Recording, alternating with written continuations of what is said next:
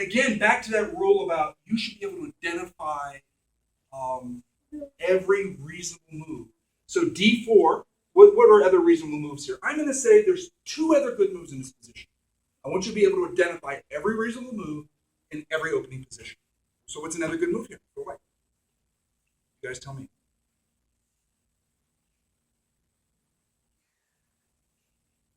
Don't make it so hard. Just, you want to develop your pieces?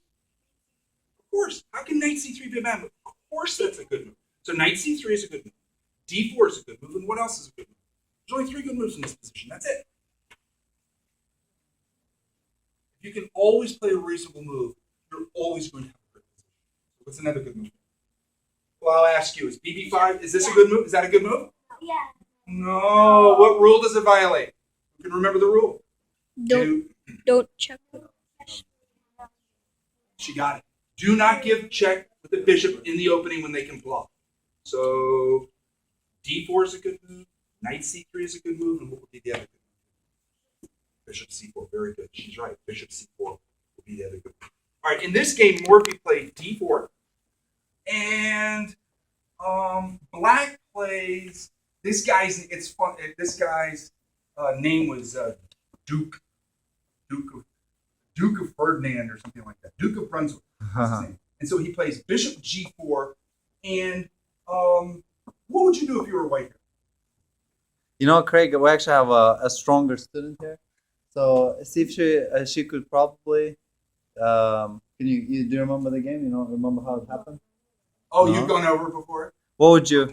I have a couple students, and there's a local chess center like this where I live in North Carolina. It was funny. One was a 6-year-old girl. Her name's Elizabeth. And she went to a chess camp. It wasn't run by me. I sent her to it. And they were going over this game, and they got to like move 15, and the instructor's a great guy. He mixed up the move order, and she raised her hand and pointed out that he did the moves wrong. That's how I was wrong. That was kind of funny. Cool. So yeah. So BG4. If you were white, so whenever you're starting to think about chess, you want to think of an order of thinking. A real basic one is checkmate, check, capture, threat. Always look, is there a checkmate? Look at checks. So checkmate, check, capture, threat. Checkmate, check, capture, threat. Always ask yourself, do I have anything hanging, or do they have anything hanging? And you want to look at forcing continuations. Why do you want to look at a capture or a check? Anyone know? There's a reason. And all strong players do this. They're not even conscious. They just do it so much. Because if I play a forcing move, they have to respond to the move, right? So if I play, what's a forcing move? A forcing move is when I do something they have to respond to. So I'm taking a pawn, they've got to do something. They've got to respond or they're going to lose material, right? You with me on this? If I play a move that's not a forcing move, if I play knight c3, they might be able to play 5 different moves. That's too much to calculate, right? It's too much. But if I play a forcing move, what do they have to do? They have to get the pawn back. And if they have to play a forcing move to recapture, I can see further in the variation, right? I can calculate further. So that's why players do that. So so Morphy in this position played pawn takes pawn. Now, I want you to visualize if black plays pawn takes pawn, white wins. White's going to win material. Does anyone see how to do that? It's a little bit harder. Okay, good. It's right here. That's right. So pawn takes. See how far we can visualize. Pawn takes, queen, king takes queen. And then what would white do? Who can visualize the position after pawn takes, qd8, kd8? What does white do? The pin is no longer working, right, guys? Bingo, bango, bongo. He got it. Very good. Right. So pawn takes, qd8, kd8, knight e5. And now white's threatening 2 things. What are they? Yep. The fork of f7. And the bishop. Ooh, yeah. That's right. Very nice. So that's what Morphy did, but he didn't go like that. So bingo, flop, fizzle, fizzle, fizzle, fizzle. So he took. So what does Duke do? He was actually a pretty good player. He was actually pretty. So what did black do? How does black not lose material? You're down a pawn. Yep. All right. Now, what's the rule with queens? Do we bring? Well, I'll rephrase it. What do you think is the correct move?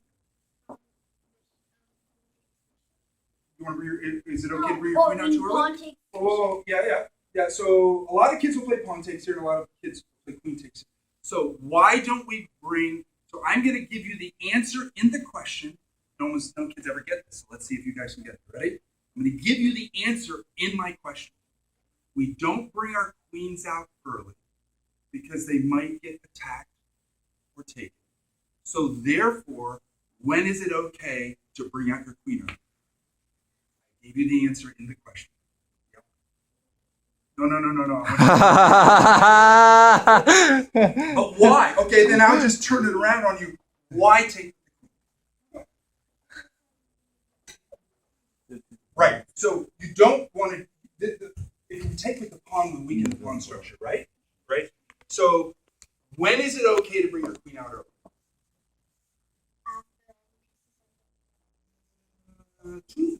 Vague. Sometimes I want a vague answer. Sometimes I want a specific answer. Yep. Now you bring out your queen early when there's no way they can attack it or punish it for coming out early. Right? Are you with me on this? Yeah. So there's no way. So you play queen takes, and the duke played pawn takes pawn. And what do you think is the best move in this position?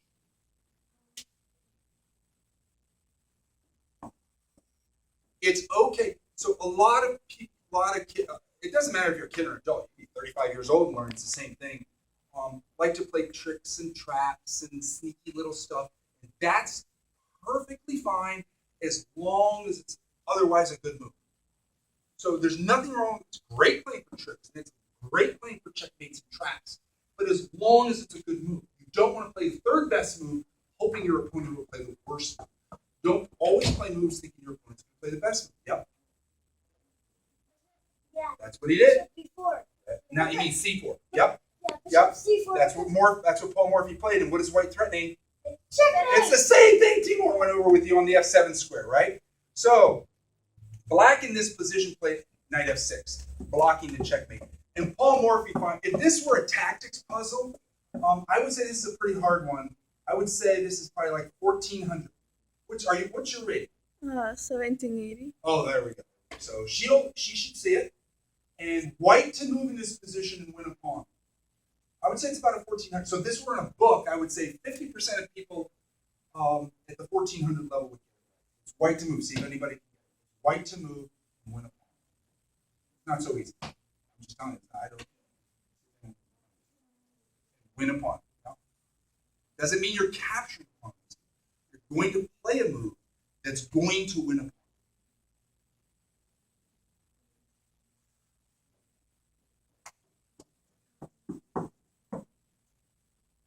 What's your name?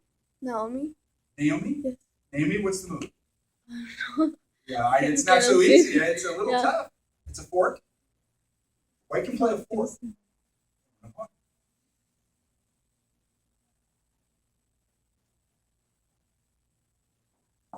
See it, Naomi? Oh, I need to move closer. I Oh, can't yeah, I'm see. sorry.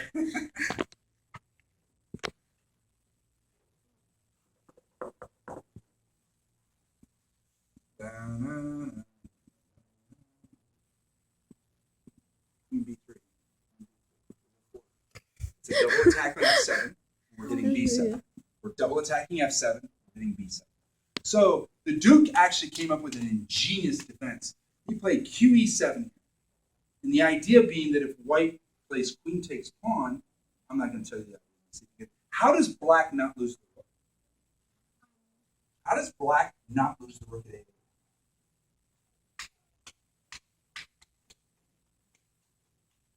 You see it? A little tough. So when I teach, I like to do stuff that's really easy, some in-between stuff, and some tough stuff. How do you not lose a rook? It looks like the rook's going to die, doesn't it?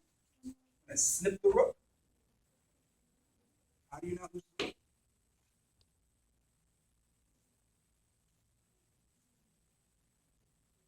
QB4 check.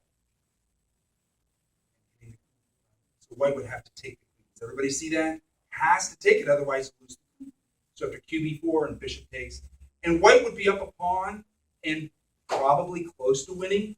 But Morphy, he changed the game of chess. He was a guy who was playing like people 30 years in the future.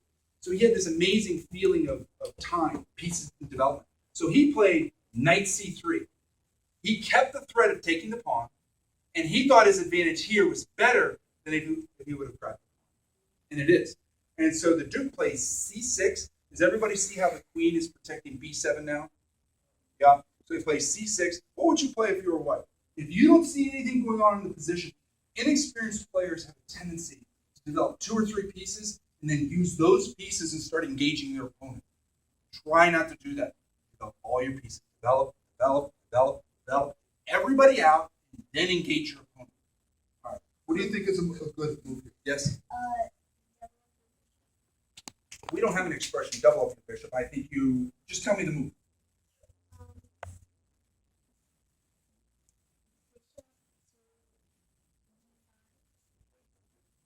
So he played bg5, and black would like to play nbd7, but why can't he play?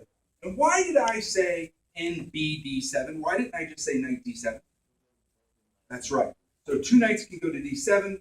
We just say nb means in the b file nbd7. Why can't the Duke play that move? Or why wouldn't he? Do I have anything hanging, or do they have anything hanging? Do I have anything hanging every single time? They can now Morphy would snip the pawn at b7. So he's in a jam. Black's position is horrible. The bishop's blocked by the queen. So black plays b5. And as the legend goes, you can believe, whether you want to believe it or not, I don't know, is that Morphy saw the checkmate. I'm a little skeptical. He was an amazing calculator. But so that gives you a hint. There's a sacrifice here. So white sacrifices in this position. Anybody want to guess what the sacrifice was? Sacrifice is when you give up material. So how many points is a knight worth? And how many is a bishop? 3. And how many is a pawn? And how many is a rook? Good. Anybody want to guess what the sacrifice was?